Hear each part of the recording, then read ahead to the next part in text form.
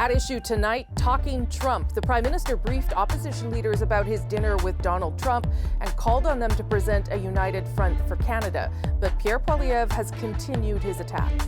I understand why President Trump wants to take Canadian jobs, but why is this Prime Minister trying to help him do it? But when we're threatened, Canadians pull together. We step up, we go across partisan lines, and we defend Canada. It seems increasingly clear that that is not something Pierre Poilievre is able to do. What's to be made of how party leaders are dealing with these tariff threats? Are partisan politics getting in the way of Team Canada? I'm Rosemary Barton, here to break it down tonight. Chantal Hebert, Andrew Coyne, and filling in for Althea tonight, Jason Markusoff. Nice of you to do that, Jason, and nice to see everybody. Chantal, I'm going to start with you. We actually haven't talked since, well, you and I talked on a French show, but we haven't talked as a group since Mar-a-Lago on Friday. And obviously now the Prime Minister has brought in the opposition leaders to share information and try and get everybody on the same page. Do you think that this meeting was a starting point, a success for Trudeau? And what do you make of how people are playing it? Going to Mar-a-Lago, I think, was a good thing. I don't see how anyone who is the Prime Minister could have refused. I also think from a more partisan perspective that it was a good thing for Justin Trudeau to try to rein in the variety of voices who do have a stake in the issue, because it reminded people that there is only one person in government that can actually speak directly to President-elect Donald Trump, and that is the current Prime Minister, whether you like him or not. That's a fact of life. I also think that there was a missed opportunity on the opposition side, on the Conservative side, to for Pierre Poilievre to feature himself as the Prime Minister in waiting that the polls suggest that he is, rather than the attack dog opposition leader that he decided to continue to play. And if I were, it's not just that I think many Canadians will frown on that, but it's also that if you're going to become the Prime Minister in 6 months, Donald Trump will still be a reality. And many of the things you will have said today to attack Justin Trudeau may come back to haunt you. Yeah, Andrew, you wrote a fairly scathing column about this very issue. Yeah, I mean, I'm of two minds about the Trudeau trip itself. On the one hand, it looks like you're being a supplicant. It feeds into all of Trump's worst impulses, and it doesn't seem like he got a great deal from it. But nevertheless, as Chantal says, I think it looks responsible, it looks reasonable, it looks statesmanlike, it looks adult. It's what people would expect a Prime Minister to do, even if there's not much to be gained from it. It is hard to understand Poilievre's response this whole week. I think he's looked really off balance, off key. I think he senses there's danger in this, that if there's anything at all, and there may be nothing at all that gets Trudeau off the map, but if there's anything at all, this issue has the potential, because this issue has the potential to take over from everything else. The gravity and the enormity of the Trump threat, which goes far beyond the 25% tariff, but everything else that represents in terms of the refugee crisis, et cetera, it has a potential just to take over things. And if the issue becomes, in the next election, who can best handle Trump, that's something in which the Prime Minister has some cards he can play, whereas on virtually every other issue he's on his back foot. So you'd think that he would nevertheless, Poilievre would see opportunity in this to close the deal. He's way ahead of the Prime Minister. There's a great mood in the country for change, to get rid of the Liberals. The one nagging doubt people have is around Poilievre, and you can see this in some of the polling data. And if ever there were a moment for him to say, you know what, I've got another gear than just attack dog, I've got another tone than just harsh and grating, I can actually be gracious, I can actually be patriotic, I can actually take the high road and put country before party. It doesn't mean you have to lay off all criticism. It doesn't mean you have to become the Prime Minister's best friend.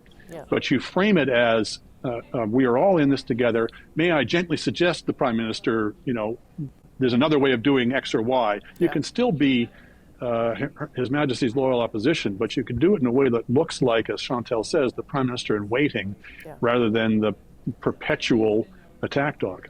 Yeah, I mean, when he came out on the Sunday, Jason, with the at the podium and had a, broken borders or fix the border or whatever the slogan was, which was exactly what, Trump would suggest is happening, it became kind of difficult to see how that would work in terms of what Donald Trump would take from that message.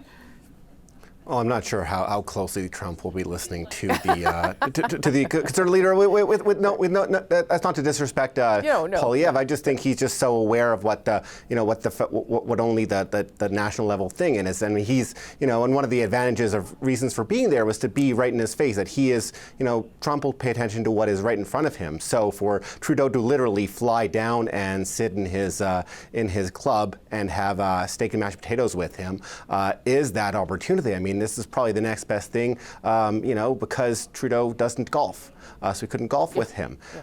In terms of Poilievre, he's, he has this impulse to keep his foot on the gas, keep his foot on the arrival's throat, as Andrew said, when you're 20 points ahead, you don't need to do that. You could stand to look to the long view, look to what's coming ahead, and also when your premier counterparts, many of them, we'll get to that in the next session, are not saying the same thing. You look more like the branded opposition, Mr. Angry in contrast.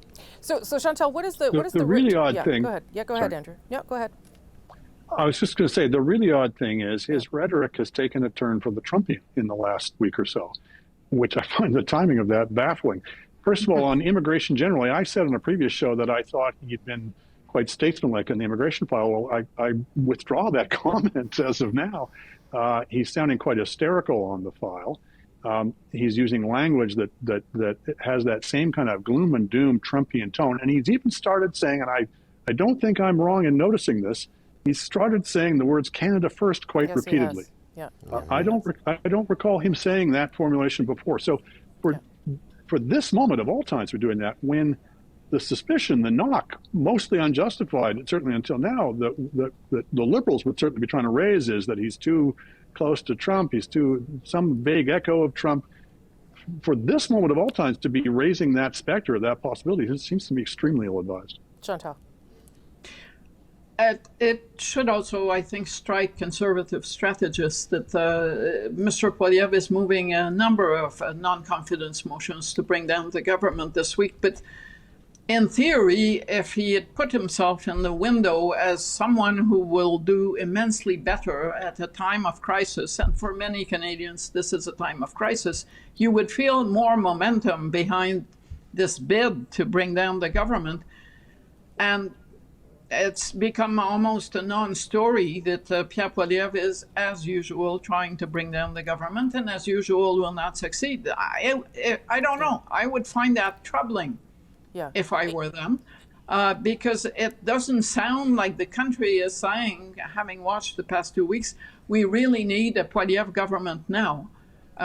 Basically, he has extended, I think, his probation period in the eyes of many voters.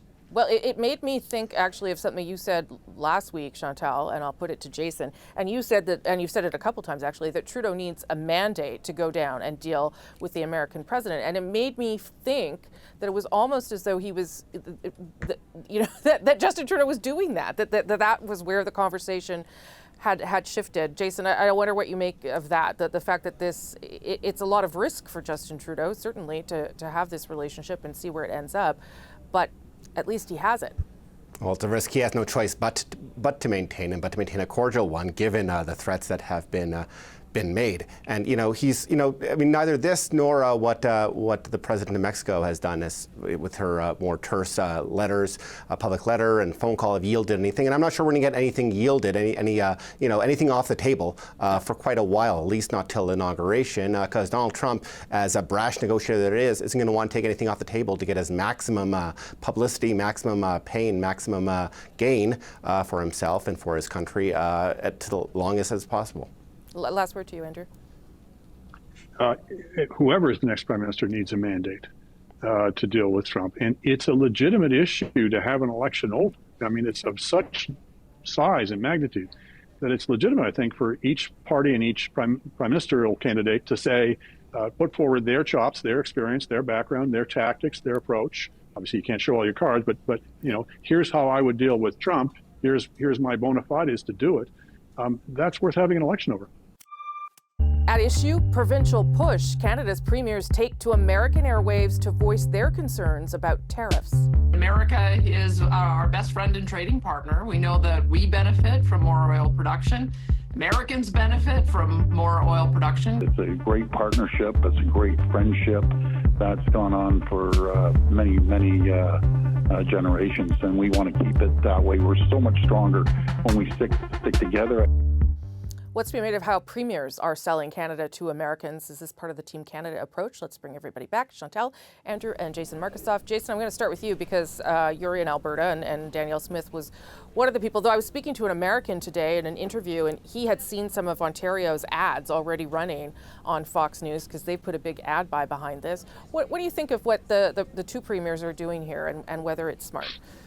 If you can get on Fox News or Fox Business, the channel that Ford and Smith were on, that's going to be good because if you could potentially get the president-elect's eye. He took his new transportation secretary, Sean Duffy, was a host on that channel. He's taking several pundits and hosts and fill-ins and frequent flyers from Fox News there. What was interesting to listen to them, I mean, Doug Ford has been talking up and kind of being arm in arm with Trudeau in his comments in Canada, while Danielle Smith has been taking a more Poilievre-like approach of constantly dumping on Trudeau. We didn't hear that on Fox Business. There she is taking much more of a Team Canada approach. Yeah. Of course, pumping up her province's own oil economy, which is, of course, Canada's largest export to the U.S., so it is vital to keep that going. She's also heading down to the Las Vegas next week. She's going to bring an entourage of 7, including 2 comms aides, to a Western Governors Association meeting in Vegas next week. And she was talking about that, like, we need those advocates, those allies. We need to make relationships with the governors. And it's even David Eby in a year-ender interview with the Canadian Press today was talking about how there's a strategy that the left-leaning ones like him and Wab Kinew are going to be working on the Democrats, and Doug Ford, Tim Houston, Danielle Smith have more of a rapport with Republicans probably, and Trudeau will lead the Trump relationship. And we learned from 2017 and beyond that working with those governors, helping them persuade Trump and the administration to improve things and go lightly on CUSMA or NAFTA can yield dividends.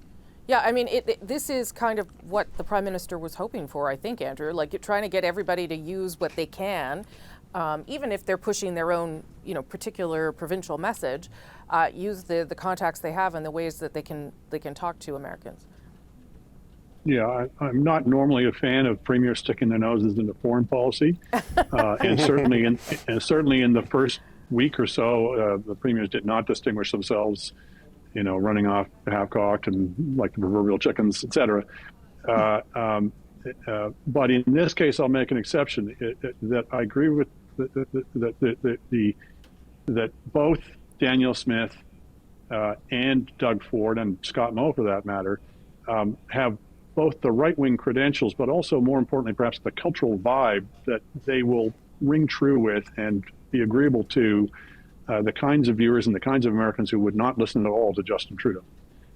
So they can reach out, they can make those connections, they can press their case. And as long as they're doing it as part of, in some way, shape, or form, as part of a larger initiative and sticking to the Team Canada approach and not trying to gain individual, personal, political, or provincial advantage out of it, but actually doing things for the team, then I think this is a useful deployment of resources.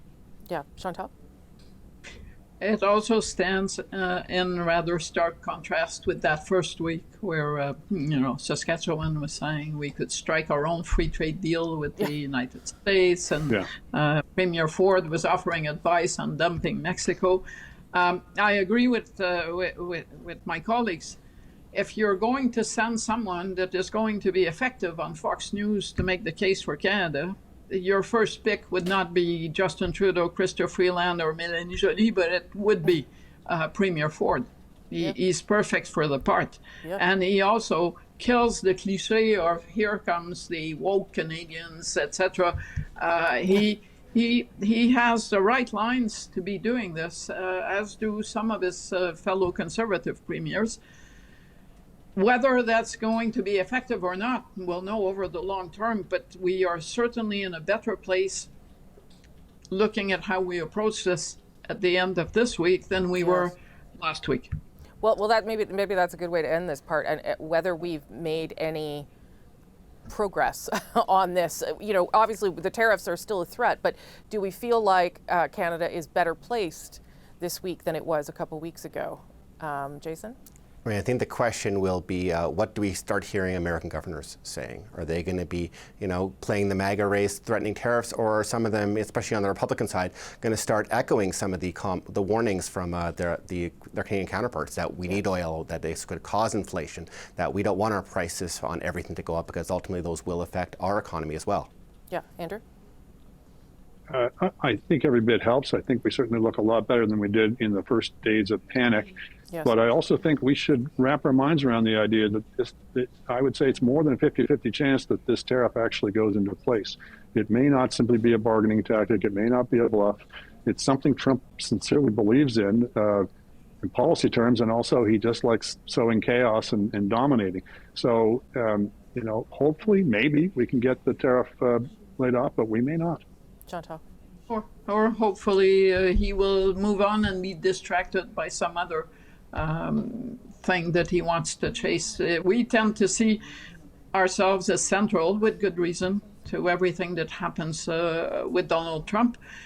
But as we learned over these initial 4 years, we are just a speck on that radar. He's going to chase many other causes. So I guess time will tell. But I am not thinking that we have resolved the tariff issue just because we got our act together. But I do think we need to keep our act together going forward and into a federal election, because this is going to go on for 4 years, not for 4 weeks.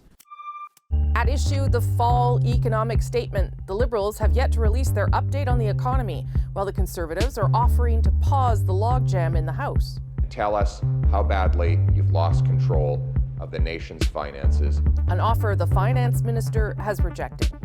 The Conservative proposal is utterly absurd. So what's to be made over this? Both the logjam in the House and the battle over the fall economic statement, or FES, as all the cool kids call it in Ottawa. Let's bring everybody back. Chantal, Andrew, and Jason. Andrew, they're going to present an economic statement. They're not going to do it Monday, as Pierre Poilievre was sort of teasing them to do. But it is getting late, and I'm not sure what we should read into that and what we should take from it. Yeah, well, I mean, the government's trying to blame the logjam in the House, which is a bit rich. First of all, the government is primarily responsible for the logjam in the House because it refuses to release documents that Parliament has demanded and that it is legally bound to hand over. But even if that were not the case, leaving that to one side, it can table the false statement any time. It can certainly table the public accounts any time. And it has not done either. Why? I think it's because they've got a bad story to tell. When the numbers are in, according to the parliamentary budget officer, the deficit for last year is going to be not 40 billion, but 47 billion. The deficit for this fiscal year is not going to be 40 billion, but 46 billion. And that report came out in October. A lot of stuff has happened since then. We've got this ridiculous GST holiday and the $250 checks, which is going to add 6, 8, maybe more billion dollars to that. You've got the Trump tariffs, whatever that's going to do to our economy. You've got, even if we can head that off, you've got all the spending that they're going to do on the border measures, which they haven't booked yet. You've got them spending on NATO, trying to meet our NATO target. You've got billions and billions and billions of dollars. The figure for this year, God knows what it's going to be, but it's going to be well in excess of 40 billion, which they promised they were not going to do. They promised they're going to keep the debt to GDP ratio on a constant downward trend. I think they've got a bad story to tell. I think they want to put it off as long as they possibly can. Some of that's legitimate. You got to do some retweaking to try to figure out the implications of some of these things. But I think some of it is just trying to get to the Christmas break and I don't know, she'll read it out to her staff or something. And just so people know, she doesn't have to do it inside the House of Commons. Jim Flaherty often did it in other places, and they aren't even required to do it at all. But they have said they will do it, and they are tooling with some of the border stuff, as Andrew points out. But you do wonder whether they would like to see that GST holiday started, maybe, which is supposed to be December 14th, before they put out anything that might be bad news, Chantal. Possibly, but I think what they mostly want is to have as few question periods left by the time they bring it. And for the same reason, Mr. Poilievre would have liked to have as many left as possible, because he was looking, I think, to change the channel. He wasn't having a good week, but also he probably is right in suspecting that this will give him a lot of ammunition until Christmas. Also, the fact is, the closer to Christmas and Christmas parties, the less attention will be paid to this fiscal update. And that's why I really don't expect to see it tomorrow or the next day or even early next week. Jason? Yeah, I mean, there's one Friday left. Friday tends to be a good day to dump news. Next Friday the 13th, that could be that'd be interesting for headlines, I suppose. But they would like this, it seems, to be as close as possible to the good news they can spread. The good news is not going to be in these numbers for all the reasons that Andrew and Chantal laid out.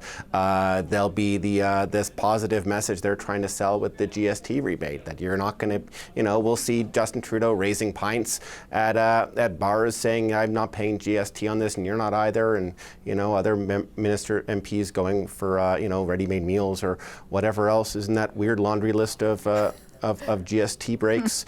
So they could layer it in with that, and you can see why Pierre Poilievre, the opposition leader, is in full opposition leader mode. We talked earlier about him wanting to be a statesman on other issues. Here, if you're a Conservative leader, you don't want to be anywhere near. You want to be opposing as loudly as possible a larger deficit, especially when you're trying to portray yourself as the fiscal champion. Yeah, and if the House doesn't come back till January, then that's a whole bunch of time he doesn't have to attack them. Quickly, Andrew, sorry. Yeah, but there's also just an issue of public disclosure. I mean, it's one thing talking about the fall economic statement, but we should know by long before December 2024 what the deficit was for the fiscal year that ended last March. That's the sort of thing that should be taken away from the discretion of governments. It should be statutory that you've got to release it.